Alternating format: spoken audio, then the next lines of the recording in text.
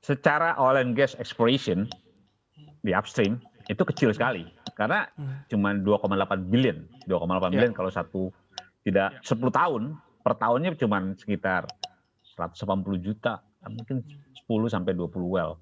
Sebelum tahun 2000-an itu kita bisa melakukan exploration well sampai 50 sampai 150 well per tahun.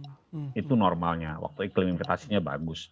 Nah, kita ini iklim investasi kita untuk orang berinvestasi di Indonesia di upstream ini kalah dengan negara-negara seperti Timor Leste, Filipina atau Vietnam. Ini kondisinya. Kemarin saya baru lihat di Timor Leste, mereka menawarkan bloknya jauh lebih menarik daripada yang ada ditawarkan di Indonesia saat ini.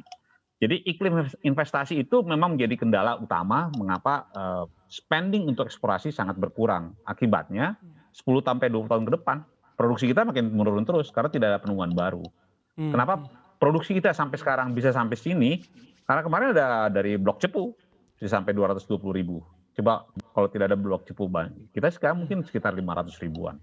Jadi ada penemuan baru itu membuat produksi kita bisa naik. Tapi tanpa ada penemuan baru mungkin tidak ada penambahan produksi sama sekali. Itu yang kita encourage adalah iklim investasi diperbaiki supaya orang berinvestasi untuk bereksplorasi.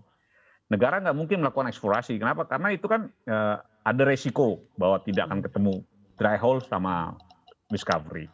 Itu kita harus pihak-pihak swasta atau pihak-pihak asing yang melakukan eksplorasi. Harusnya seperti itu. Selain menciptakan iklim investasi yang kondusif, fakta di lapangan seperti apa sih Pak? Konteks negara dengan geografis seperti Indonesia ini seberapa sulit kita bisa menemukan sumber minyak baru? Anda sendiri tadi mengakui bisa jadi tidak ketemu atau ditemukan, tetapi memang perlu investasi yang besar dan keinginan kuat untuk melakukan eksplorasi ini. Ya, saya kasih contoh aja ya, Tangguh yang salah satu lapangan gas terbesar di Indonesia. Itu untuk exploration well-nya mungkin 5 sampai 6 exploration well yang dry hole baru ketemu.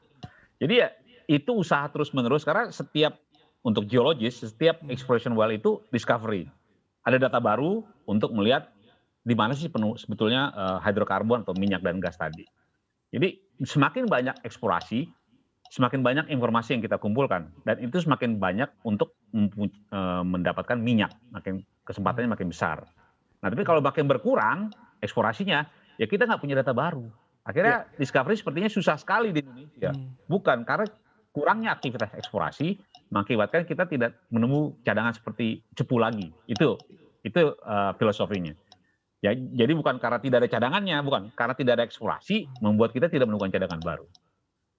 Baik, tapi satu hal yang pasti Pak Tumbur konfirmasi sekali lagi angka 28 triliun menurut Anda bukan angka yang masif luar biasa ya dalam waktu 10 tahun kalau kita berbicara mengenai eksplorasi migas dan investasi yang diperlukan. Enggak, itu kecil kalau menurut di upstream exploration itu small untuk 10 tahun. Cuma 2,5 billion. Itu kecil. Karena eksplorasi lebih besar dari situ karena hasilnya pun jauh lebih besar dari itu. Ya.